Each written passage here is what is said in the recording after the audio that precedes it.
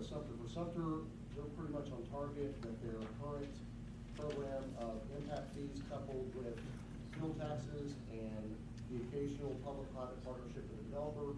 All of those funding mechanisms are working. So if Sumter County gets into a fix over funding, they're going to look at per the impact fee plan, scaling up the impact fee, or maybe one day they would look at their fuel taxes, but they're certainly not going to do that with the current commission. So for Lake County, though, the commission has, is about to change the purview of the Impact Fee Advisory Committee to be more inclusive and restate them as the Capital Facilities Advisory Committee with a specific task over the next 6 months of recommending on transportation funding options. So some of those options are pulled directly out of the Transportation Alternative Funding Task Force. Probably not that many of you read the columnist in the Sentinel, but she managed to write a column here recently that misstated a couple things.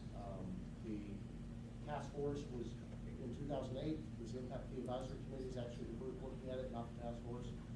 And there is no commitment whatsoever toward a gas tax. That has been picked up repeatedly by the media and is one of 10 options in that report.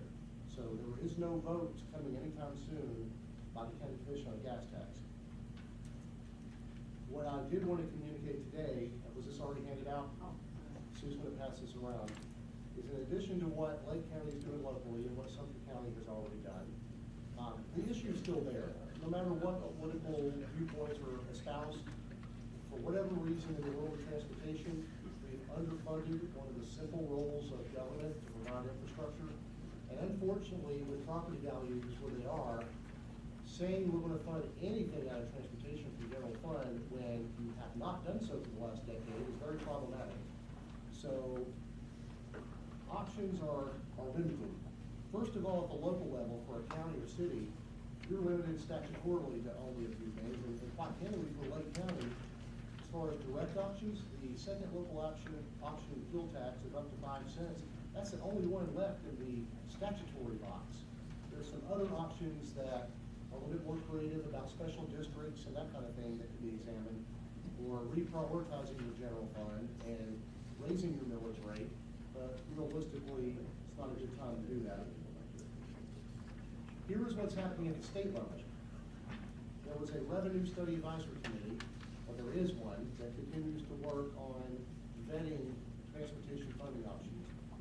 They formally recommended 16 options to the MPO Advisory Council. So this is all 26 MPOs of the state, and they have said, yes, we want to take these 16 and we want to vet them.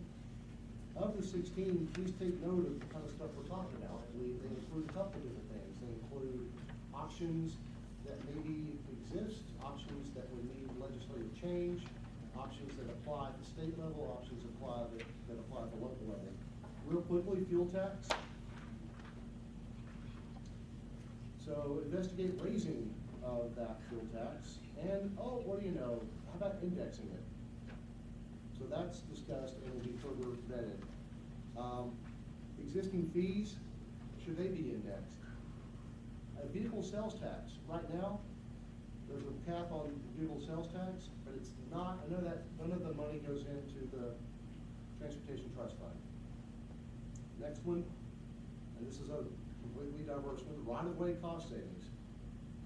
So revisions to property acquisition procedures to reduce overall cost. As you all have heard us talk about, 10 years ago, the right-of-way cost compared to construction was about a 20% factor. Now it's 50 to 100%. There are county road projects that we're working on where the right-of-way literally costs as much as the construction. Some of the move these along, if there's any questions, give us a chance to digest them.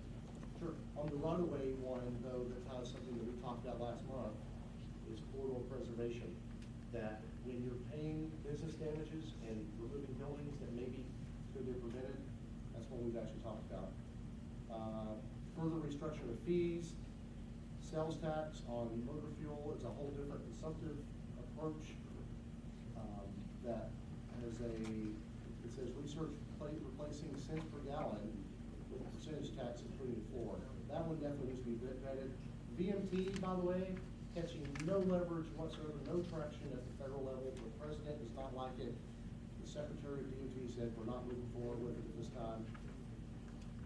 For maximization of local option, that's also discussed.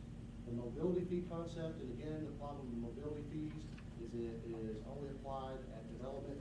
It's not a recurring toll. Regional transportation authorities, way to enhance their financing ability. Sales tax on anything to do with vehicle parts or accessories, all that's normally just part of the bigger pool of sales tax. Should any of that be earmarked for transportation? And optional municipal sales tax. So right now, cities don't even have a municipal sales tax option. Should cities be able to take it to the voters to let them vote to fund transportation? Vehicle registration, that's one. Also, alternative fuel decal program. So a way to kind of make it more equitable, that if large trucks and cars are paying just at the pump, and you've got a hybrid car that's paying half the taxes that they are, should there be some sort of equitability factor?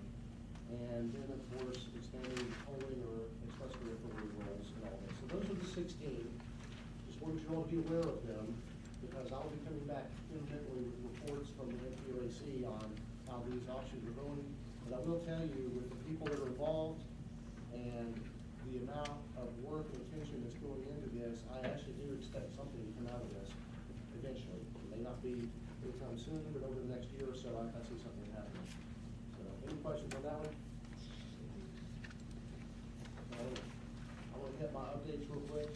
On the rail initiative, APOCA meets next Wednesday at 8 o'clock at night. That's the latest meeting I'm aware of, 8 p.m. They are to vote the 18th. The 18th, is that next Wednesday? Next week. Yeah. They're the last one. Everyone else in the rail initiative has committed their funds for the rail upgrades and for the passenger rail study. So that answers Alicia's question that everyone is in except for APOCA. And from what I've heard, we're hoping for a positive vote next week, but the problem for us is we have a package of information to send to Tallahassee to communicate to the governor and to the DOT secretary and to the rail office. We are fully committed to match these funds, and we're just waiting on APOCA's documentation. So we're very excited about the partnership. Playing off of this, I want to mention that our outreach to Ocoee and Winter Garden to bring them in has enhanced some efforts that we've got going on now between West Orange and South Lake. There is a West Orange, South Lake Transportation and Economic Development Task Force. It's made up of elected officials, staff, businesses, landowners, all in that sub-region. What's been interesting is there's this relationship now building between South Lake and West Orange, which really includes that 50 corridor. Meanwhile, to the north, APOCA is now wanting to reach out to Mount Dora and really focus on partnerships with them in Winter Garden, playing off the 429 project and the trail initiative. So you've got a beltway, a railroad, and then a West Orange Aviation Authority, all these transportation things happening in that sub-area.